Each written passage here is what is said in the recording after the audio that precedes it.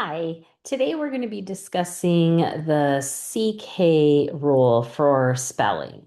And for reading, this is pretty simplistic because when you look at the C, you look at the K, they both make that k sound. And now you have them together. Most kids are able to read this. It's the objective here is really to think about when to use it for spelling. So before you jump into this rule, just make sure that they are solid with when do you use a C versus a K. They also need to know the difference between closed and silent E syllables. And I know that a lot of programs go and teach this before they know silent E. That's a huge mistake because then they can't toggle back and forth and flex that vowel between like bake and back and shake and shack. They absolutely need to know the difference between long and short vowels. So if you need to review these short vowels, I would do that. If you need to have this picture prompt in front of them, and these are all in your Google Drive folder, you can certainly use these as well.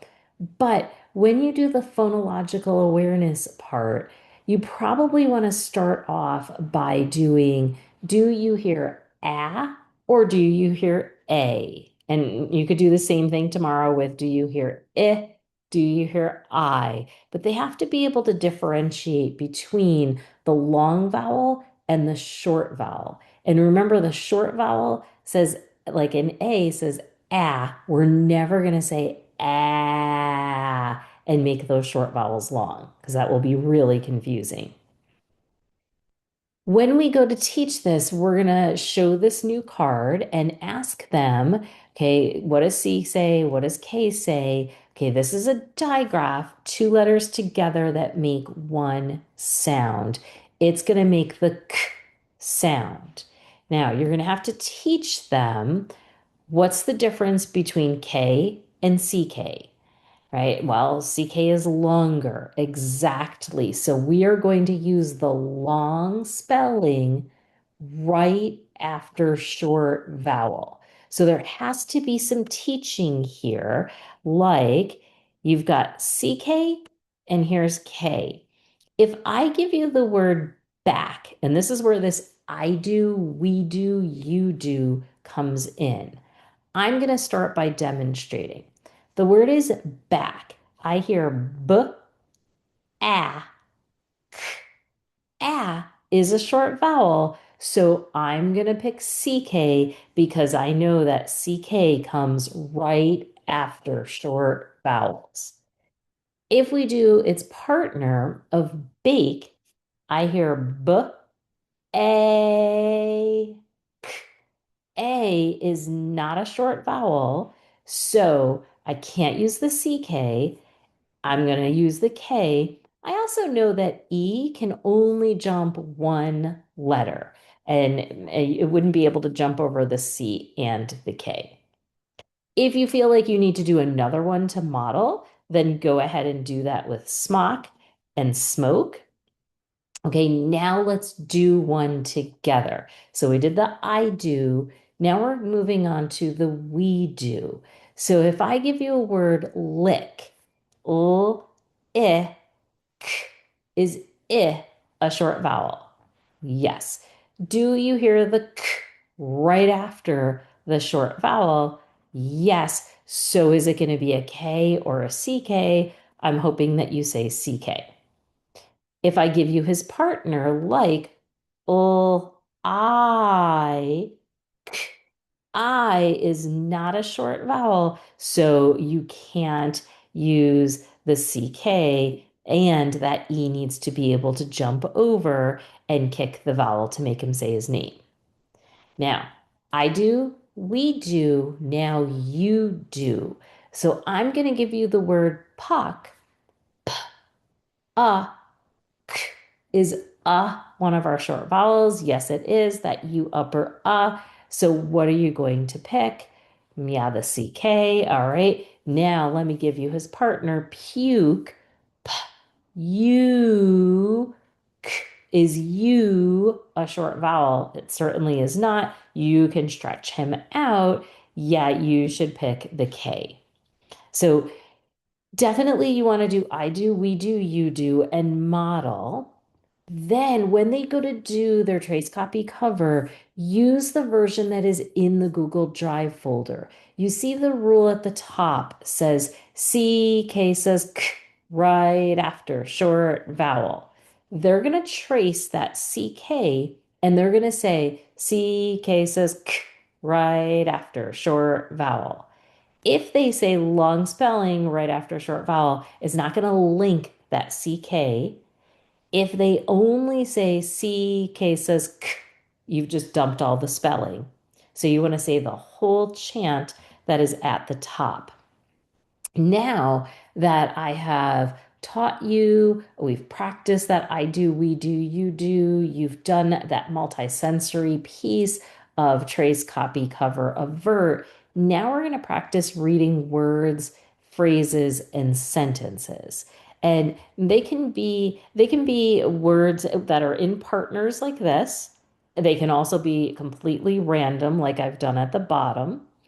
Maybe on day one, you just do words like tack and luck and pike. Day two, you add in blends and digraphs. Day three, you do a little bit more sophisticated vocabulary, maybe a little bit more advanced concepts, like maybe triple blends, like strike, right? Instead of just one consonant at the beginning, like in tack. You're going to get them to read phrases because that's a little bit more complicated. And then you're going to get them to read sentences. So at first, you can have them touch each dot and say, Jack was in the sack. Okay, nicely done. Now let's try it again. Only this time, I want you to put a lot of emphasis on the word that's bolded. Jack was in the sack. Okay, if he was in the sack, what does that mean? Is he there now? Or did he was there, but now he's not anymore? Like, tell me what you're seeing. Okay, now read it this way. Jack was in the sack. Okay, if he's in a sack, first of all, what is a sack? Okay, and also if he's in it, what's the picture in your mind? Okay, tell me about it. All right, now let me show you a picture. Okay, and you could do the same thing for the chick is sick. You know, who is sick? It's the chick. What picture do you see in your mind? What does the chick look like? I don't know. It looks pretty sick at the moment. Right? So words, phrases, sentences for reading, but then you also need to do the same thing for spelling. And I would do two columns like this. And you don't have to do them in partners because that will be too predictable. But you see how you can say, spell the word thick. Okay, spell the word make. And which column is it going to go into and why? You can also do phrases, right? You should do phrases because remember, we're going from the most simplistic to the most advanced. So this is a little bit more challenging. And then maybe I give you the sentence, the puck is stuck. And you have to say, the puck is stuck. Great. Listen again. And this time I want you to touch each line as you hear it. And they go, the puck is stuck. And then they say it by themselves. I don't know, your student may need a third time of saying it.